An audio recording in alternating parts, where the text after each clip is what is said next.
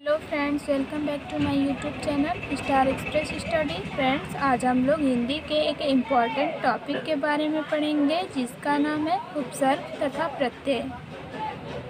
तो सबसे पहले हम उपसर्ग पढ़ेंगे, तो उसमें उपसर्ग की परिभाषा को समझेंगे। तो उपसर्ग की परिभाषा होती है, उपसर्ग दो शब्दों से मिलकर बना होता है, उप तथा सर्ग से। तो उप का अर्थ होता है समीप तथा सर्ग जो है इसका अर्थ होता है निकट आकर नए शब्द में सृजन करना।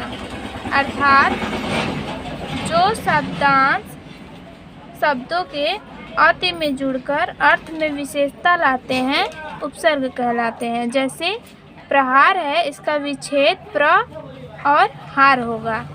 तो ये जो प्र है ये जुड़ गया है हार में, तो ये जो प्र है ये उपसर्ग कहलाएगा।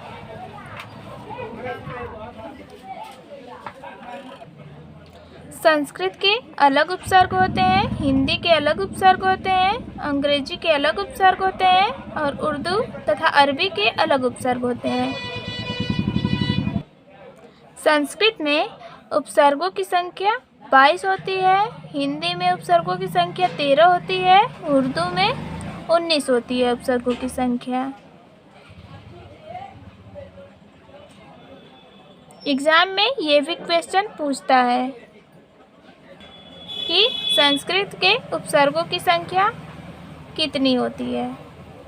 तो संस्कृत के उपसर्गों की संख्या 22 होती है। तो चलिए समझते हैं कि उपसर्ग तथा उनसे बनने वाले शब्द कैसे बनते हैं। जैसे एग्जाम में किस टाइप के उपसर्ग में क्वेश्चन पूछता है। जैसे अधिकरण दिया है तो इसमें क्या उपसर्ग होगा। तो अधि जो है अधिकरण में इसका विच्छेद करेंगे तो अधिकरण बनेगा। तो अधि जो है ये उपसर्ग बनेगा।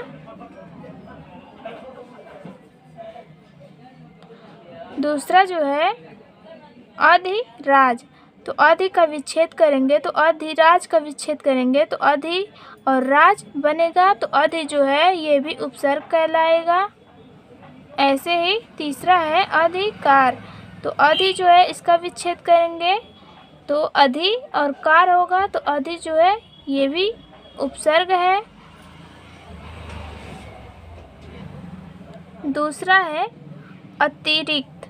अगर एग्जाम में क्वेश्चन दे देगा कि अतिरिक्त का उपसर्ग बताइए तो अतिरिक्त जो है इसका विच्छेद करेंगे तो अति धन रिक्त होगा। तो ये अति जो है ये पूर्व शब्द है, तो इसका अति जो है ये उपसर्ग कहलाएगा।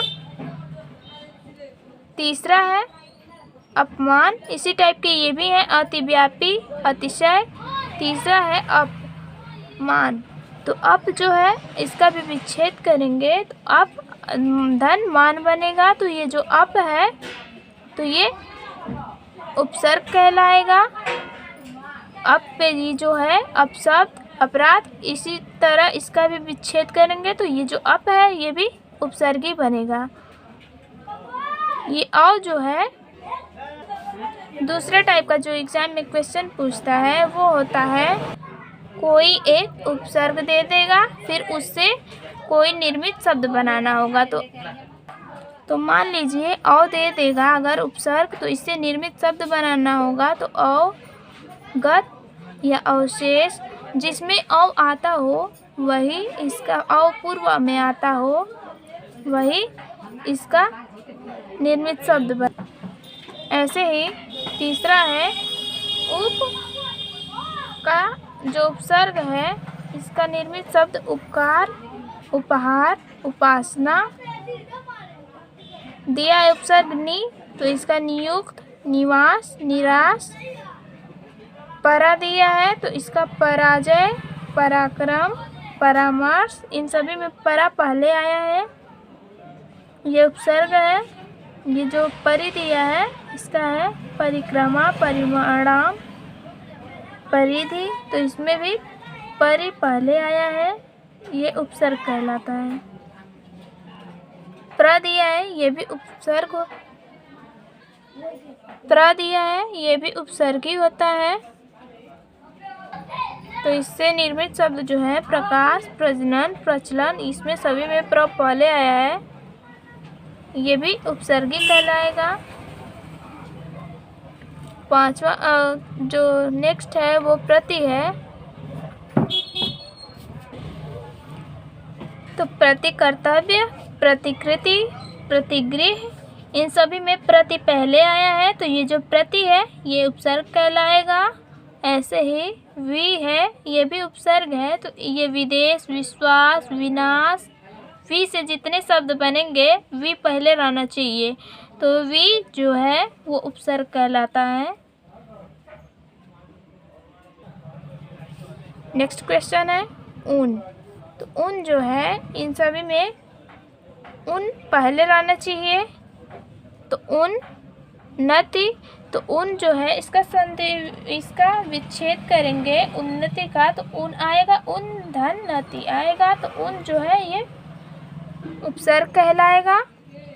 19 जो है इसका भी विच्छेद करेंगे तो ऊन पहले आएगा, तो 19 होगा, तो ऊन आया है तो ये उपसर्ग कहलाएगा ऊन।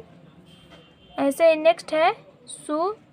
तो सु से ये देखिए सु, इसमें सील, इसका विच्छेद करेंगे तो सु सील होगा, तो ये जो सु है ये उपसर्ग कहलाएगा। दूसरा है सुकोमल, तो ये सु है, इसका विच्छेद करेंगे सु धन कोमल होगा, तो सु जो है ये उपसर्ग कहलाएगा। ऐसे ही इसको भी विच्छेद करेंगे तो सु पहले आएगा, ये भी उपसर्ग ही कहलाएगा। नेक्स्ट है बे। तो बे से जितने शब्द बनेंगे बे धन ईमान होगा, विच्छेद करेंगे तो ये जो बे पहले आया है विच्छेद करने पर तो ये उपसर्ग कहलाएगा। ऐसे ही बेकसूर है, तो ये बे इसमें भी पहले आया है, तो बे उपसर्ग कहलाएगा।